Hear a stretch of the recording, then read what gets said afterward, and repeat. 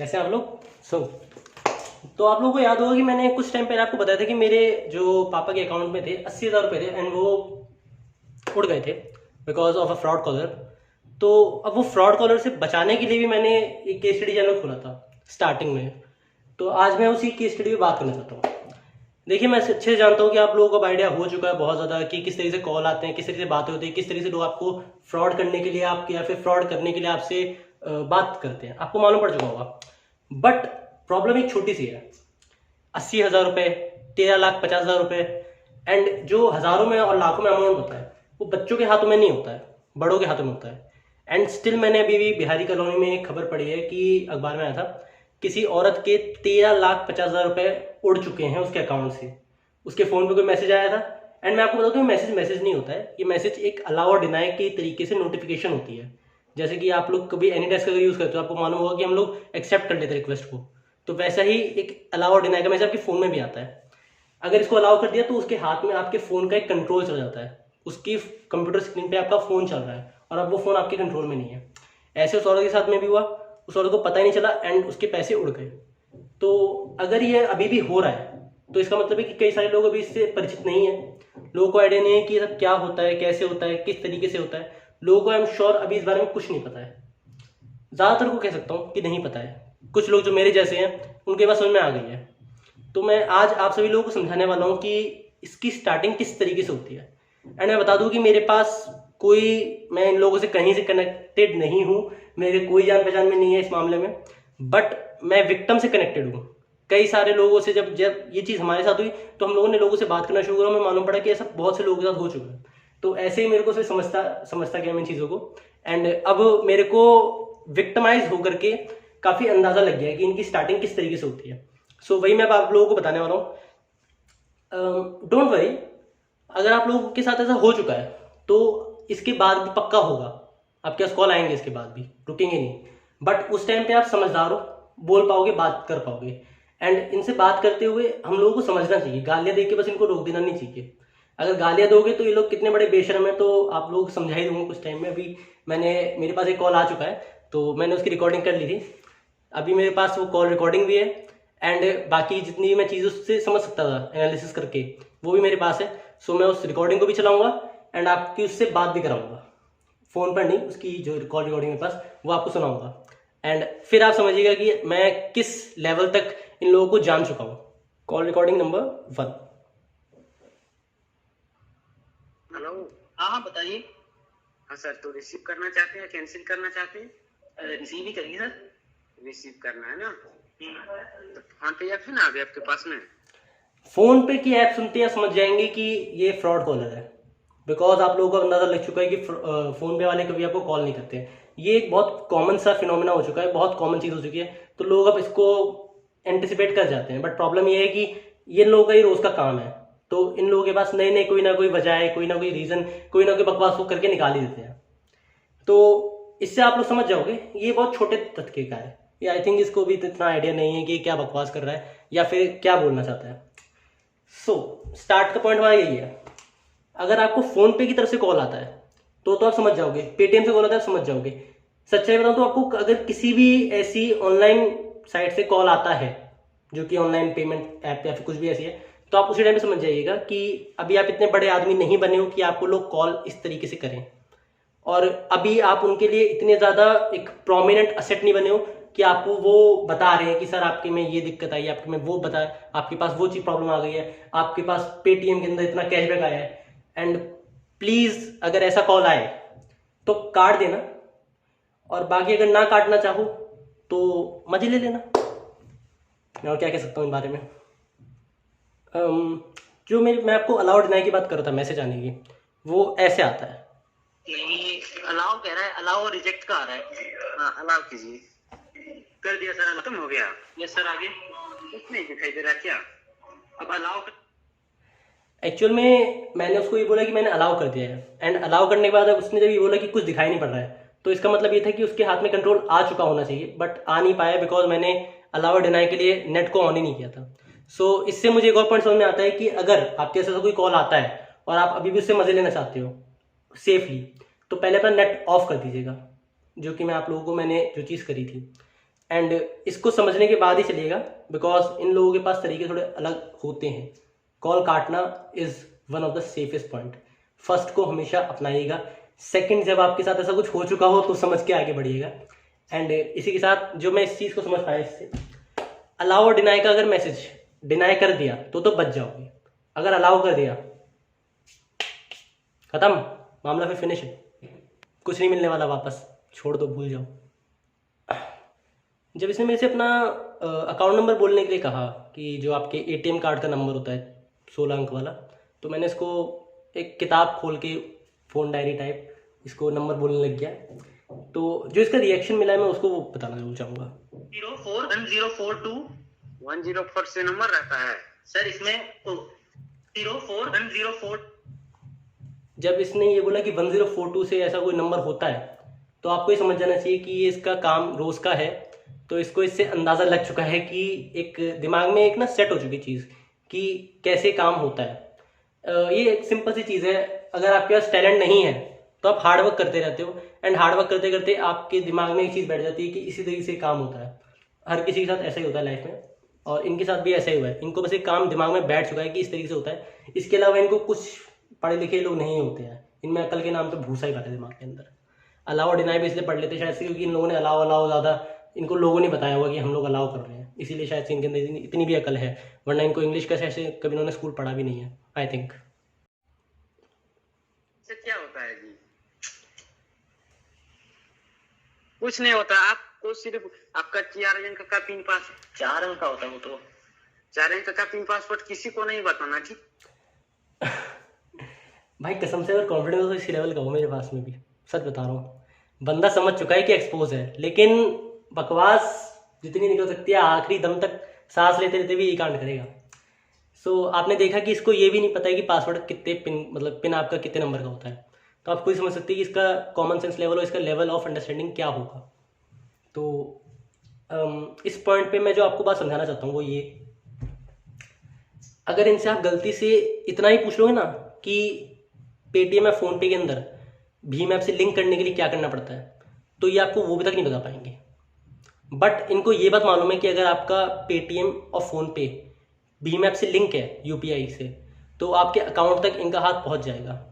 सो इस पॉइंट पे मैं आपको ये बता सकता हूँ कि अपना भीम ऐप डीलिंग करें, ज़्यादा सही रहेगा। एंड डीलिंग रखोगे तो आपका अकाउंट अलग रहेगा। आप लोग अगर पैसे डालने हो अपने अकाउंट में तो प्लीज़ ऐड मनी करके डालिएगा, बट लिंक कर दोगे तो इनकी पहुंच काफ़ी आगे तक पहुंच जाएगी। अभी के लिए इनकी पहुंच एक लेवल तक है, सिर्फ आपके फ़ोन तक, बट अगर अकाउंट लिंक कर दोगे तो अकाउंट तक भी पहुंच जाएगी। एंड देन प्रॉब्लम बढ़ सकती है, बिकॉज तब इनकी जो रॉबरी की इनकी रेंज पहुंच जाएगी वो काफ़ी ज़्यादा हो जाएगी, आप लोगों को नुकसान काफ़ी ज़्यादा होगा। मैं ये बात इसलिए बताने की कोशिश कर रहा हूँ बिकॉज समटाइम्स ऐसा होता है कि जो फ़ोन का जो ओनर है वो घर पे नहीं होता है, उसके फैमिली मेम्बर्स होते हैं, एंड उनको इतनी ज़्यादा समझ नहीं होती है, मेनली 90% को नहीं होती है, तो वो कर देते हैं। उन्हीं की वजह से ज़्यादातर ये होता है, मेन आदमी की वजह से कम होता है। तो इसीलिए मैं आपको कहूँगा कि डीलिंग करके रखें, और अगर ऐसा नहीं है तो प्लीज़ उस फ़ोन को अपनी ही रेंज तक रखें, अपने पास तक ही रखें, किसी और तक ना पहुँचाएं। मैं आपको ये बात सिंपली समझा रहा हूँ, and for your safety reasons only. मैं नहीं चाहता हूँ कि किसी के और के साथ अगर ऐसा हो तो ऐसी कोई प्रॉब्लम निकले बाहर। And one more thing about इस टाइप के लोगों के बारे में, अगर आपके साथ एक बार ये हो चुका है तो सेकंड टाइम भी करेंगे, थर्ड टाइम भी करेंगे, हर टाइम करेंगे जब तक कि आप इनसे संभलते नहीं हैं। और अगर संभल गए तो आपको कॉल जरूर करेंगे, बट आपके अंदर इतनी अकल होगी कि आप खुद इनसे बच जाओगे, फ़ोन काट के बचोगे। और अगर फ़ोन काट के बचने की कोशिश करने वाले हो आप लोग, तो मैं आपको एक बात समझा दूँ, फ़ोन काटने से कुछ नहीं मिलने वाला है आपको। ये लोग आपको उस बिना फ़ोन करे भी आपसे पैसे निकलवा सकते हैं। और अगर इनके बारे में आप सोचो कि इनको बैंक से कोई नंबर मिलता है, या फिर आपके बैंक अकाउंट से, या फिर आपके जो बैंक है उनसे कोई लोग अंदर से मिले हुए होते हैं, तो मैं शायद से आप लोगों को नहीं, ऐसा कुछ नहीं होता है। मैं इसका रीज़न मैं आपको सिंपल सा बता देता हूँ। एक बार मेरे को कॉल आया था कि मेरे बैंक से कोई मेरे से बात कर रहा है, एंड प्रॉब्लम ये थी कि मैंने अपना रजिस्टर्ड नंबर कोई और था मेरे बैंक में, एंड मेरा नंबर सिर्फ सिंपली फ़ोनपे और पेटीएम पे था, जिसके अंदर मैंने अपना अकाउंट लिंक कर रखा था फ़ोनपे से। तो इसने मेरे को कहा कि मैं बैंक से बात कर रहा हूँ। अब बैंक में जब रजिस्टर्ड नंबर है तो मेरे फ़ोन पे कैसे कॉल कर सकता है? अब या तो इसमें इतनी भी अकल नहीं है, या फिर ये मैं जैसा बता रहा हूँ कि जिस लेवल का है ये उसी लेवल का है, नीच दिमाग है इसके अंदर काफ़ी। तो मैं इसीलिए आपको समझा सकता हूँ कि शायद से आपका बैंक इसमें इंक्लूडेड कहीं भी नहीं है। तो अपने बैंकों के ऊपर गाली गलौज करना कम कीजिए और अपना दिमाग थोड़ा लगाना शुरू कीजिए, इनको एनालाइज कीजिए कि ये क्या करते हैं। आप लोग को इनकी तरह नहीं हो, मुझे मालूम है, अच्छे से मालूम, आप लोग इनकी तरह कहीं से कहीं तक नहीं हो, आप लोगों को इनसे कोई फर्क नहीं पड़ता है। ये सोसाइटी का एक वो कचरा है जिसकी तरफ आप नजर भी नहीं डालना चाहते हो, लेकिन आपको समझना पड़ेगा कि ये कचरा आप लोगों को भी गंदा कर रहा है हर तरीके से, आपको भी बहुत प्रॉब्लम दे रहा है, आपको भी बास मारता है ये कचरा। तो इसलिए इन लोगों से बचने के लिए इनको एनालाइज करना जरूरी है, पॉइंट टू पॉइंट नहीं सही, लेकिन कहीं ना कहीं पे आपको समझना पड़ेगा कि लूप होल्स कहाँ पर है। एंड जो नेक्स्ट मैं आपको पॉइंट बताने वाला हूँ वो शायद से आप लोगों को समझ में अभी नहीं आएगा, बट अगर आपके एक बार हो गया ये चीज़ तो आपको ये पॉइंट समझ में आ जाएगा मैं क्या कहना चाहता हूँ। ये सबसे ज़्यादा मेरे को कॉमेडी पार्ट लगता है, बिकॉज अब तक मैंने इसको पूरी तरह एक्सपोज कर चुका हूँ। इस कम से कम मेरी इससे 12-13 मिनट नहीं, आई थिंक 21 मिनट्स बात करी थी मैंने इससे। मेरे पास इसकी कॉल रिकॉर्डिंग भी है साथ में, बट बिकॉज नंबर भी आ जाएंगे साथ में तो मैं इसलिए नहीं दिखा पा रहा हूँ। एंड अब तक ये एक्सपोज हो चुका है पूरी तरीके से। जी दूसरा डेबिट कार्ड होगा तो मांग के और कॉल करना है, ठीक है? जी सर, आप काटिए कॉल, मैं अपने दोस्तों से कॉल करता हूँ। क्या? मैं अपने दोस्त को कॉल करके उसका डेबिट कार्ड ले लेता हूँ। व्हाट्सएप चलाते हैं ना सर? जी व्हाट्सएप भी चलाते हैं सर। हाँ तो व्हाट्सएप करा लेना, ठीक है? अगर निशान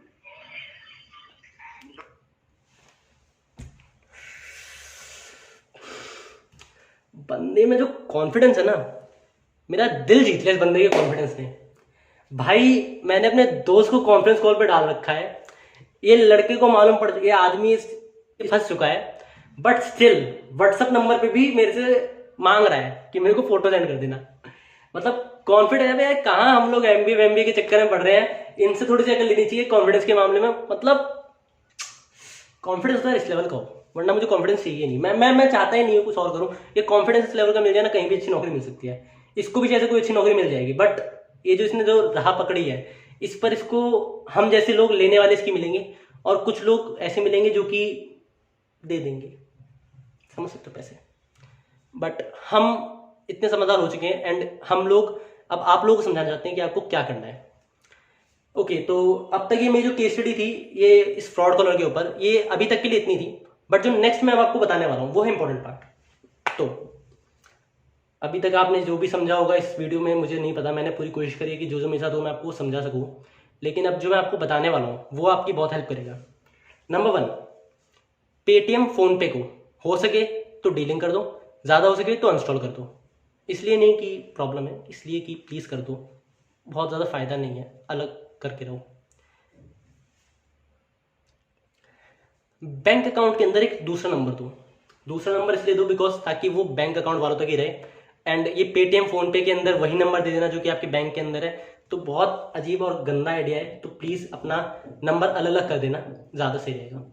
नंबर 3 जो आपको कहने वाला हूँ, एक फ़ोन खरीदो छोटा सा कीपैड वाला, सिम कार्ड नया डालो, उसी को हर जगह पर रजिस्टर्ड कर दो बैंकों के अंदर। एंड ऐप इंस्टॉल तो उसमें कुछ हो नहीं पाएगी, आई एम श्योर। मैसेज कोई आएगा कि आपके फ़ोन पे आपने ये जीता है, वो जीता है, ऐसी जीती है, तैसी जीती है, फ़ायदा कुछ होने वाला है नहीं, नंबर कहीं दिया नहीं तो कैसे आ सकता है, कुछ भी अंदाज़ा लग जाएगा। इतना एक दिमाग के अंदर अगर दिमाग चलता है थोड़ा सा तो समझदार लोग समझ जाएंगे इस चीज़ को।